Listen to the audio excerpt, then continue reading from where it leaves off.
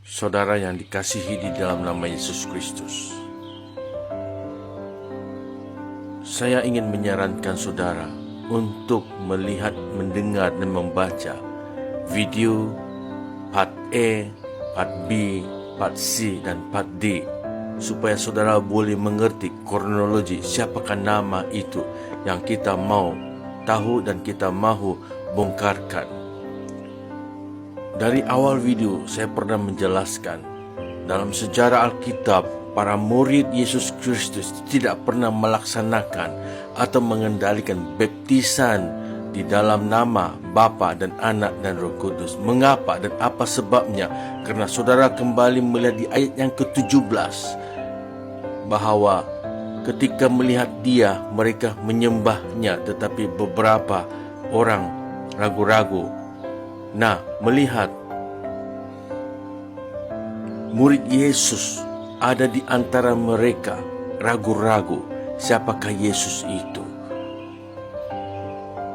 Seterusnya, sebab yang kedua, mengapa tidak pernah ada pelaksanaan baptisan dalam nama Bapa dan Anak dan Roh Kudus ini. Yohanes bab 7 ayat ke-39. Yang dimaksudkannya ialah roh yang akan diterima oleh mereka yang percaya kepadanya, sebab roh itu belum datang karena Yesus belum dimuliakan. Sebab utama karena Yesus belum dimuliakan, karena roh itu belum datang. Sungguh pun saudara sudah tahu dari pembacaan awal, Yesus telah mati, dikuburkan dan dibangkitkan pada hari yang ketiga. Namun para murid masih menunggu lagi pencurahan Roh Kudus, yaitu kedatangan roh itu yang mereka nantikan. Itulah janji Yesus Kristus kepada 11 murid. Mereka harus menunggu di Yerusalem sehingga suatu kuasa yang tinggi dicurahkan pada hari Pentakosta. Kisah Para Rasul bab 2 ayat 1 dan 2. Ketika tiba hari Pentakosta, semua orang percaya berkumpul di satu tempat. Tiba-tiba turunlah dari langit suatu bunyi seperti tiupan angin keras yang memenuhi seluruh rumah di mana mereka duduk. Saudara, inilah permulaannya, suatu pencurahan Roh Kudus, bahwa Roh Yesus Kristus telah turun pada hari Pentakosta, dan pada hari Pentakosta Yesus Kristus telah dimuliakan dan digenapi oleh firman Tuhan. Ayat 3 saudara melihat bagaimana Roh Kudus bekerja, bagaimana Roh Kudus turun. Ayat ketiga, dan tampaklah kepada mereka lidah-lidah seperti nyala api yang bertebaran dan hinggap pada mereka masing-masing. Maka penuhlah mereka dengan Roh Kudus, lalu mereka mulai berkata-kata dalam bahasa-bahasa lain seperti yang diberikan oleh Roh itu kepada mereka untuk mengatakan.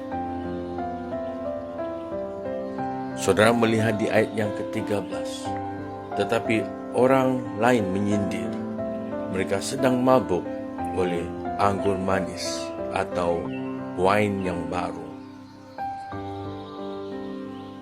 Ayat yang ke-15, dan Petrus menjelaskan, orang-orang ini tidak mabuk seperti kamu sangka, kerana hari baru pukul 9. Orang ramai yang ada di sekitar Yerusalem. Saudara membaca ayat yang ke-37, dan setelah mendengarkan, mereka tertusuk dalam hati, lalu berkata kepada Petrus dan rasul-rasul lainnya, hai para pria, saudara-saudara, kami harus lakukan apa? Saudara harus bertanya pada diri sendiri, apakah saudara harus melakukan? Dan kita mendengar saksi, antaranya adalah Petrus sebagai rasul. Ayat ke-38, dan Petrus menjawab kepada mereka, bertobatlah dan biarlah masing-masing kamu dibaptiskan atas nama Yesus Kristus untuk penghampusan dosa, dan kamu menerima karunia Roh Kudus. Di dalam Matius bab 28 ayat 19, baptisan dalam nama Bapa dan Anak dan Roh Kudus. Kronologinya telah dinyatakan setelah pencurahan Roh Kudus, setelah Yesus Kristus dimuliakan, setelah Roh itu turun, bahwa para rasul dan 120 orang yang lain yang berada di tingkat 1 dan para rasul mulai mengerti, dan Petrus berkata secara spontan pada hari Pentakosta di Yerusalem, dan Yesus menjawab kepada orang ramai. Dan Petrus antara ketua rasul dan menjawab bahwa mereka perlu dan mesti bertobat dan memberi diri dibaptis dalam nama Yesus Kristus untuk apa? Pengampunan dosa dan menerima karunia Roh Kudus. Bahwa nama itu telah dinyatakan, nama itu telah digenapi, nama itu telah dimuliakan. Siapakah nama itu? Adalah Yesus Kristus yang membawa keselamatan, yang berkuasa menanggalkan dosa maut dan menanggalkan dosa manusia dan juga penghapusan dosa dalam nama Yesus Kristus.